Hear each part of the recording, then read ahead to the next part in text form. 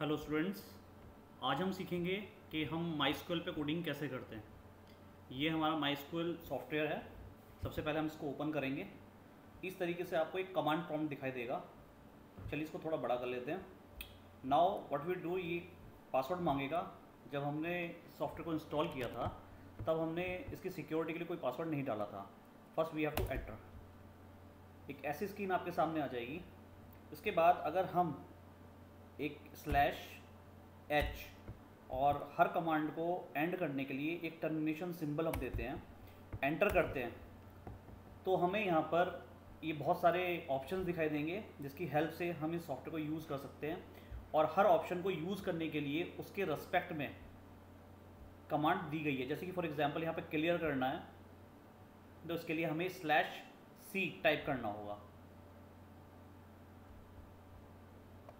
Now जैसा कि आपको पता है कि यहाँ पर हम सबसे पहले डेटाबेसेस बनाते हैं, तो हमें देखना है कि क्या बाय डिफ़ॉल्ट हमारे पास कुछ डेटाबेसेस आते हैं।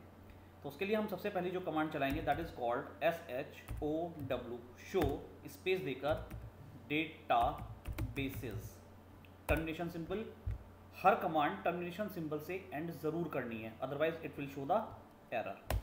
तो इस टाइम हमारे पास 1, 2, 3 और 4 डेटाबेसेस बने हुए हैं। सबसे पहला डेटाबेसेस इंफॉर्मेशन स्कीमा बना हुआ है, एक बना हुआ है MySQL, एक बना हुआ परफॉर्मेंस स्कीमा और एक बना हुआ है test.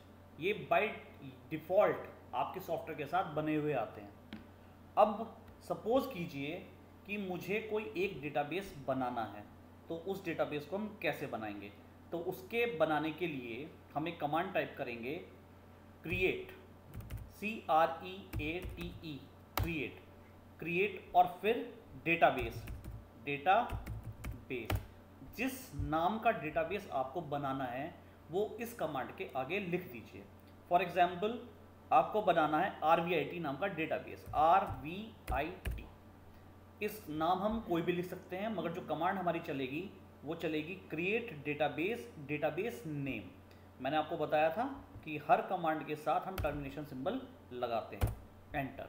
Now what you will see that your query has been expedite, this is okay, and 1 row affected. 1 row affected का क्या मतलब है, इसको अभी हम करके देखते हैं, तब शायद बहुत बेटर मैं समझा पाऊंगा। क्वेरी ओके का मतलब है आपकी क्वेरी सक्सेसफुली रन कर चुकी है। अगर आपकी क्वेरी में स्पेलिंग की कोई भी मिस्टेक होती है तो ये एक एरर दिखाएगा। मैं करके दिखा देता हूँ। क्रिएट डेटाबेस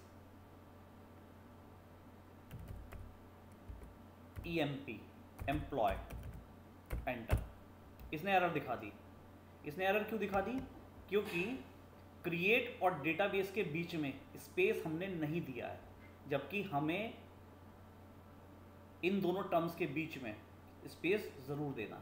चलिए हम वापस से अपनी पुरानी क्वेरी पे जाते हैं जहाँ पर हमने डेटाबेस को क्रिएट किया था। हमें ये कैसे पता चलेगा कि हमारा जो डेटाबेस है वो क्रिएट हो चुका है?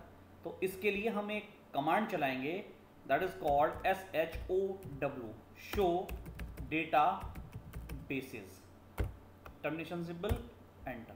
नाउ व्हाट यू विल सी कि हमने जो एक RVIT नाम का डेटाबेस बनाया था वो इस लिस्ट में डिस्प्ले हो रहा है, मगर इससे पहले हमारे पास जितने डेटाबेसेस आ रहे थे वो 4 थे और वो सिस्टम डिफाइंड थे, यानी कि वो ऑलरेडी सिस्टम में बने हुए थे।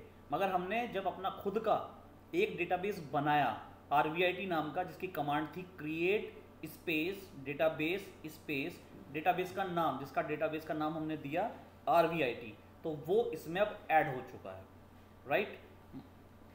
मैं वापस से फिर से आपको एक और डेटाबेस बना के दिखाता हूँ। मान लीजिए हमें फिर से एक डेटाबेस बनाना है स्टूडेंट नाम का, तो हम वही कमांड देंगे क्रिएट स्पेस डेटाबेस स्पेस, और अब हम देंगे जिस नाम का हमें डेटाबेस बनाना है, स्टूडेंट, और फिर एंटर। ओके। अब हमें ये कैसे पता चलेगा कि ये सक्सेसफुली क्रिएट हुआ है? आपको दिखाई दे रहा होगा कि क्वेरी ओके, इसका मतलब ये डेटाबेस सक्सेसफुली बन चुका है। अगर हमें इसे देखना है तो हम कैसे देखेंगे? हम देखेंगे शो डेटा बेसिस,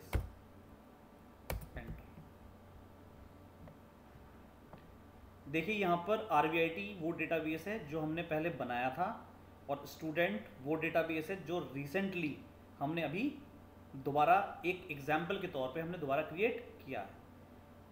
इसमें जो सबसे इम्पोर्टेंट बात हमें ध्यान रखनी है वो ये है कि जब भी हम कोई टेबल क्रिएट करते हैं तो उस टेबल को क्रिएट करने से पहले हमें एक डेटाबेस चाहिए होता है। अभी हमारे पास यहाँ पर कई सारे डेटाबेसेस अवेलेबल हैं, मगर इनमें से हमें कोई एक डेटाबेस चाहिए होगा जिसके अंदर हम टेबल डालेंगे। DBMS में जब अभी हम थ्योरी लेक्चर्स पढ़ेंगे तब हमें बहुत अच्छे से समझ में आएगा कि किसी भी टेबल्स को या डेटा को स्टोर करने के लिए टेबुलर फॉर्मेट में हमें एक डेटाबेस या एक स्टोरेज की ज़रूरत पड़ती है। तो हमें एक स्टोरेज यानी कि एक डेटाबेस के अंदर टेबल स्टोर करनी होती है, ना कि टेबल को हम कहीं भी बना सकते हैं। तो सबसे पहले हमें इन डेटाबेसेस में से एक डेटाबेस चाहिए जिसमें हम कोई भी टेबल क्रिएट करना चाहते हैं। फॉर एग्जांपल मैं RVIT नाम का जो डेटाबेस है उसको यूज़ करना चाहता हूँ, तो उसके लिए मैं लिखूँगा use RVIT, enter. Now what will happen, database changed, यानी कि अब जो भी मैं टेबल बनाऊंगा वो सारी टेबल्स आपकी RVIT नाम के डेटाबेस में जाकर क्या हो जाएंगी, स्टोर हो जाएंगी। आई होप इतना कॉन्सेप्ट आपको क्लियर आ गया होगा। अब किसी भी टेबल में हमें डेटा पुट करना होता है, तो नेक्स्ट लेक्चर में हम ये सीखेंगे कि कैसे हम एक टेबल को क्रिएट करते हैं और टेबल के अंदर हम एक डेटा को क्रिएट करते हैं। आई होप आपको ये वीडियो पसंद आया होगा। अगर आपकी कोई क्वेरी है तो कमेंट बॉक्स में आप क्वेरी सेंड कर सकते हैं। Thank you.